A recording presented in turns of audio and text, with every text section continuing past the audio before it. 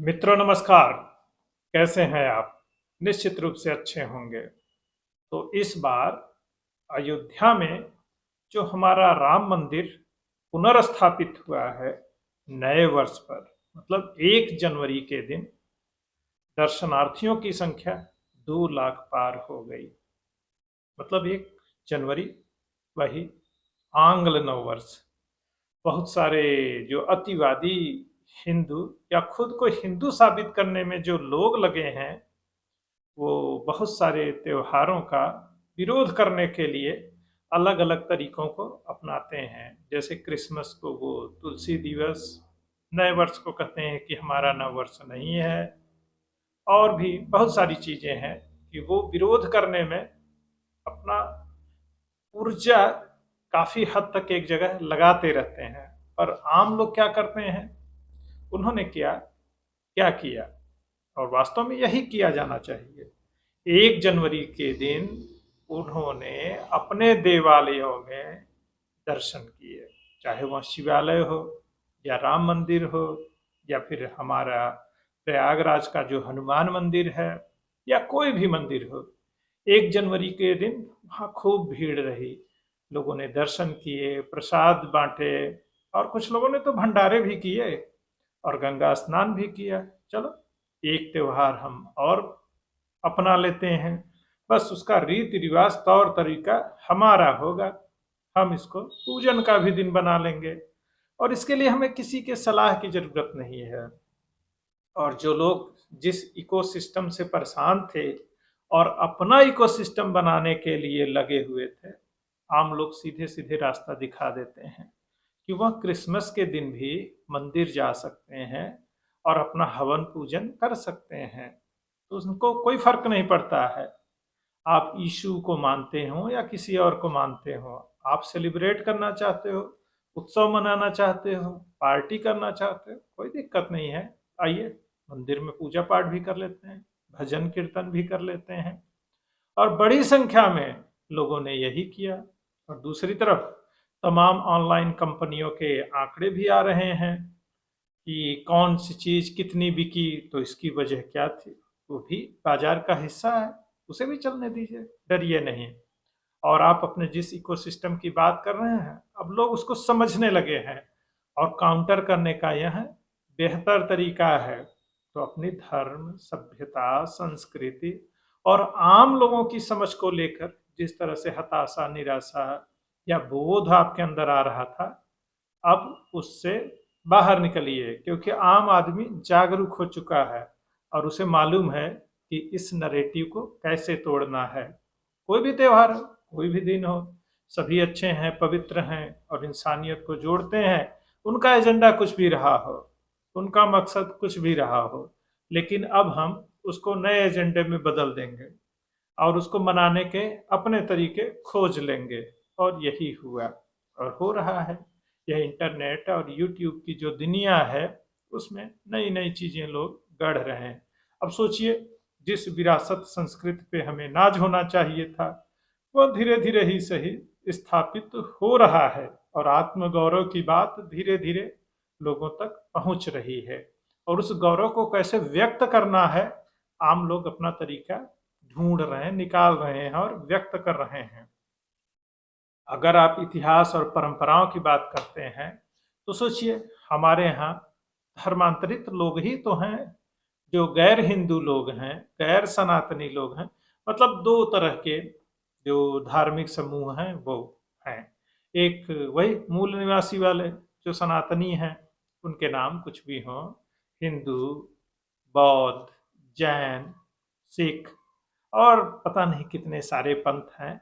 एक ही घर में 10 तरह की बातें आप मान सकते हैं और नहीं भी मान सकते हो। यही स्वतंत्रता हमारी सांस्कृतिक पहचान है कि किसी एक चीज पर रिजिड नहीं रहते हैं, और यही हमारी ताकत है। आप इस्कॉन भी जाके ज्वाइन कर सकते हैं और ओशो महाराज को भी पढ़ सकते हैं, भजन कीर्तन वो वाला भी कर सकते हैं। आप कबीरपंथी भी हो सकते हैं, और योगी आदित्यनाथ वाला समझ रहे ना, नाथ पंथ को भी आप ज्वाइन करके राम मंदिर के लिए आंदोलन कर सकते हैं। उत्तर, दक्षिण, पूरब, पश्चिम, पता नहीं कौन कौन सी चीजें हैं, लेकिन सब वही, जैसे सारी नदियां समुंदर में जाके मिलती हैं, वही वाला खेल है। एक सत्ता, ब्रह्म, आत्मा, जीव, पुनर्जन्म, मतलब हम सब मान सकते हैं, ढूंढ सकते हैं, सवाल कर सकते हैं। और हम तो शास्त्रार्थ परंपरा वाले हैं। मंदिर में बैठकर जिस देवता का वह मंदिर है उसके विरुद्ध ही शास्त्रार्थ कर सकते हैं। और हिम्मत है, औकात है, ज्ञान है, अध्ययन है, चिंतन है, तो साबित करो ये गलत है, क्या दिक्कत है। और उसी शास्त्रार्थ परंपरा से हम चीजों को गढ़ते हैं। और कुछ भी खत्म नहीं होता है, हम तो ये भी मानते हैं, और सब कुछ खत्म होता है ये भी मानते हैं। उसके तो अपने अपने ही तर्क निराले हैं। अब सोचिए, हमारी जाति व्यवस्था, वर्ण व्यवस्था, और अच्छा बुरा उसको मानने के अपने तौर तरीके, ऊपर से वोट बैंक की राजनीति, सबको बराबर स्पेस मिलता है कि किस पे गर्व करना है और किस पे शर्म करना है, ये भी आप ही डिसाइड कर लीजिए। लेकिन थोड़ा चिंतन मनन अध्ययन करेंगे तो गर्व ही करेंगे।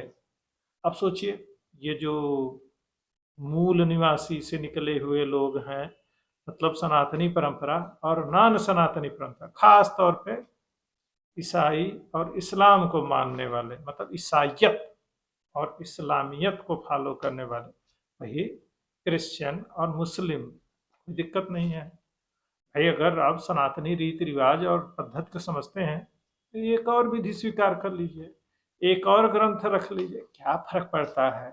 बस अच्छे इंसान बने रहिए। पर जो सनातनियों की समझ, या यूं कहें ना समझी अब तक थी, यही थी कि क्या फर्क पड़ता है। और उधर इस्लाम के कट्टर अनुयायी और मिशनरी मूवमेंट में चलने वाले हमारे ईसाई, जो कि बड़े सज्जन दिखते हैं पर ठहरे व्यापारी के गुणों वाले लोग। ईसाइयों ने क्या किया, किताबें लिखी, स्कूल खोले, अस्पताल खोले, काय लिए भाई, आपको प्यार से ईसाई बनाने के लिए। 12 15 16 साल तक आप स्कूल में पढ़ाएंगे आपको, तो अलग से हमको आपको नहीं कहना पड़ेगा कि ईसाई बन जाओ, तुम धीरे धीरे अपने आप ही ईसाई बन जाओगे। और वह काम बड़ी लगन और परिश्रम से वह कर रहे हैं। और यह काम आसान हो, इसके लिए ईसाई बनाने का जो फादर होता है, मतलब क्या क्या बोलते हैं वहाँ पर, वो आप ही के बीच का आदमी होना चाहिए। इसके लिए वही लालच, आपको ये मिल जाएगा, आप ये हो जाओगे। और हम ठहरे सनातनी, चलता है, क्या फर्क पड़ता है। यीशु को भी एक ठो भगवान मान लेंगे, वो मसीही हिंदू हैं। मसीही हिंदू समझ रहे हैं ना, वही जो ईसा मसीह को मानते हैं, जैसे शैव वैष्णव, तो जो ईसा मसीह को मानते हैं वो मसीही हिंदू। और ये हमारे जो मोहन भागवत जी है ना, आरएसएस वाले, वो तो एक मोहम्मदिया हिंदू वाला भी टर्म ले आए थे कि वो हमारी ही सभ्यता, संस्कृति और पूर्वज है के से निकले हुए लोग हैं। 2 4 10 पीढ़ी पहले जो धर्मांतरित हो गए, कहीं बाहर से थोड़ी हैं। अरे मतलब सबके जो डीएनए है हम सब में, वो, अरे मतलब वो खास तौर पे मसीही और मोहम्मदिया हिंदू जो हैं, उनका डीएनए भी वही रामलाल वाला ही है। वो फिल्म नहीं है अमर अकबर एंथोनी, रामलाल, कुछ पीढ़ी पहले वही आएगा। और सोचिए कि ये जो मोहम्मदिया और मसीही हिंदू हैं, ये बेचारे ईसाई और मुसलमान कितनी पीढ़ी पहले बन गए, अब भी साबित करने में लगे रहते हैं कि हम ईसाई हैं, मुसलमान हैं, हम हिंदू नहीं हैं। पर क्या करें, ये डीएनए का जोर है कि कहीं न कहीं निकल ही आता है। वो बात, व्यवहार, तौर तरीके में वो हिंदू होना झलक जाता है, चाहे जो गेटअप कर लो। तो ये समस्या तो आती है। और बाकी दुनिया के मुसलमान भी और ईसाई भी, इनको उस दर्जे वाला ना तो ईसाई मानते हैं ना तो मुसलमान मानते हैं। अब संकट तो ऐसे ही है। अब सोचिए, कुछ यूट्यूबर मजाकिया लहजे में ही जो सन ऑफ गॉड हैं या फिर मैसेंजर ऑफ गॉड हैं, उनको कहते हैं कि भाई सांता के ड्रेस में मंदिर में आइए क्रिसमस के दिन और यीशु के लिए पूजा प्रार्थना कर लीजिए, या फिर सांता के लिए ही कर लीजिए कि उनकी उम्र अच्छी हो, स्वस्थ हो, या फिर उनकी आत्मा को शांति मिले। अब ऐसे मजाक कर रहे हैं, बाकायदा सांता के ड्रेस में है। तो यार ऐसा नहीं करना चाहिए, ये अच्छी बात नहीं है, क्योंकि हर धर्म की उतनी ही इज्जत करनी चाहिए। क्या हो गया, आपके 2-4 करोड़ लोगों को उन्होंने धर्मांतरित कर दिया। अब ये अलग बात है, इस्लाम को फॉलो करने वाले 30 करोड़ लोग हो गए हैं धीरे धीरे, और वो खुद हिंदुओं को ही गाली देते रहते हैं। तो क्या हुआ, आप उदार ठहरे? आपको तो बर्दाश्त करना चाहिए, इस्लाम के खिलाफ और क्रिश्चियनिटी के खिलाफ आपको नहीं बोलना है, हैं? अब क्या करेंगे? लेकिन यार, ये यूट्यूब और सोशल नेटवर्क के लोग भी नया नया रास्ता निकाल लेते हैं। अब मोहम्मदिया हिंदू और मसीही हिंदू, अब आए दिन कुछ ना कुछ इन पे ऐसे ही कमेंट करते रहते हैं। बिल्कुल अच्छी बात नहीं है। आपको सर्वधर्म समभाव वाली बात याद रखनी है, और यह जिम्मेदारी सिर्फ आप हिंदुओं की ही है। आप धर्मनिरपेक्ष हो, वसुधैव कुटुंबकम की बात आपको माननी है। आपके धर्म के लोग धर्मांतरित कराते रहें, आपके मंदिरों पे कब्जा करते रहें, इतिहास में बहुत सारी घटनाएं हैं। तो क्या हुआ यार, अब हर मस्जिद के नीचे आप शिवलिंग ढूंढने लगेंगे? भाई, आप सहिष्णु हिंदू हैं, गांधी के आप फॉलोअर हैं, आपको नहीं ढूंढना है। हालांकि वो इतिहास की किताबों में जिन मस्जिदों के नीचे मंदिरों को दफना दिया गया, यही होगा ना इस्लाम में। मतलब उनकी सीढ़ियों के नीचे फला मंदिर से मूर्तियां लाई गई और उनके विग्रह तोड़ तोड़ के सीढ़ियों के नीचे, तब क्या किया गया? अरे ठीक है, अगर उस पर लोग चल रहे हैं तो पत्थर की ही तो मूर्तियां थी, तुम उसे जबरदस्ती स्वाभिमान से जोड़े हुए हो। वही बात फिर आ गई ना कि हर मस्जिद के नीचे, भाई हर मस्जिद के नीचे नहीं ढूंढा जाता। और जब लोग कहते हैं फला जगह ढूंढ लो, फला जगह ये मिलेगा, अरे तो भाई आपने भी मुकदमा 2-4 तो कायम किया होगा ना कि ये मस्जिद, ये नहीं, अरे मस्जिद नहीं है वो मंदिर, हाँ ये जो फलनवा मंदिर है, फला मस्जिद तोड़ के बनाया गया है, या फलाने का घर तोड़ के बनाया गया है। तो जिसका तोड़ के बनाया गया है उसके बच्चे, कुल खानदान, कहीं कुछ तो उल्लेख होगा कि ये तोड़ा गया, ये बनाया गया, उसके लिए मुकदमा होगा, दावा होगा। अगर किसी मंदिर के नीचे कुछ ऐसा दबे होने का कोई दावा हो, मुकदमा हो, तो वहां भी खुदाई करनी चाहिए, जांच करनी चाहिए। आखिर दिक्कत क्या है? भाई भगवान, खुदा, गॉड हम लोग का मोहताज थोड़ी है, हम तो उनके बच्चे हैं ना।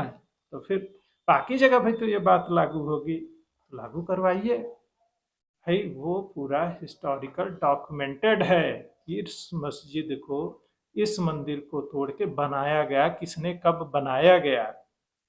और कोई भी धर्म हो, मतलब आपके बाप दादा की प्रॉपर्टी कोई कब्जा कर ले और आप कहें हम सहिष्णु हैं, या फिर मान लीजिए आपके घर में आ जाए, आपका घर कब्जा कर ले, कहे कि नहीं नहीं भाई, उसने कब्जा किया, अब घर वो उसका है, हम लोग उदार हैं, अपने घर पे हम दावा नहीं करेंगे।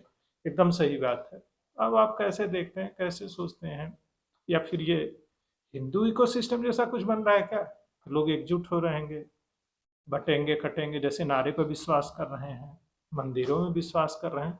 यार बनारस में सोचिए, काशी कॉरिडोर बन गया और 1 करोड़ लोग के आसपास हर महीने पहुंच रहे हैं। ये सब पगला गए हैं हिंदू, जागृत हो गए हैं यार।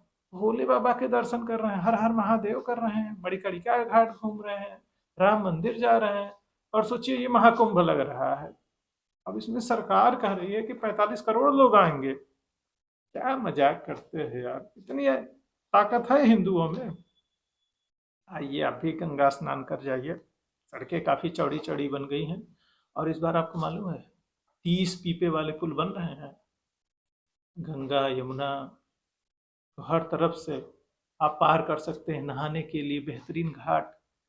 और भाई दर्जन भर तो पक्के घाट बन गए हैं जो पूरे साल इस्तेमाल हो सकते हैं।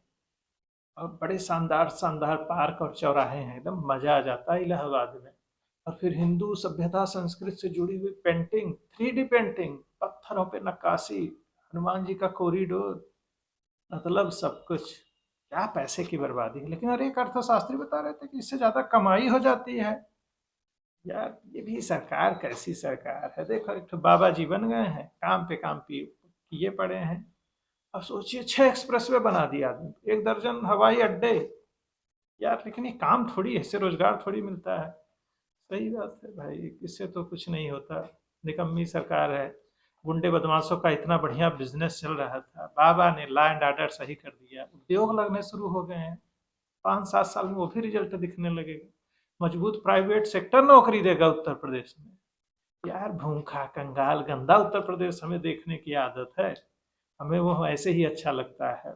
बाबा जी अच्छे कपड़े में चलें, पहने अच्छी गाड़ी से चलें, धर्मोदेशक शानदार तरीके से रहे, ये कोई धर्म थोड़ी है, वो तो बाकी लोगों के लिए रहता है। चलिए खैर, काफी हुआ। आइए आप भी नजदीक से हमारे महाकुंभ में और संगम क्षेत्र में घूमिए, टहलिए, अपने धर्म दर्शन और देश को समझिए और खुद को समर्पित करिए। अच्छा बुरा जो भी हो रहा है, यह आप ही को तय करना है और देखना है, और अच्छा गढ़ना है और अच्छी बातें लोगों तक ले जानी है। यह जिम्मेदारी हमारी है कि अपने देश और सभ्यता संस्कृति का इकोसिस्टम हम बनाएं और मजबूत करें। तो उसी इकोसिस्टम के लिए आइए हम भी प्रयास करते हैं, काम करते हैं। जय हिंद, जय भारत, वंदे मातरम।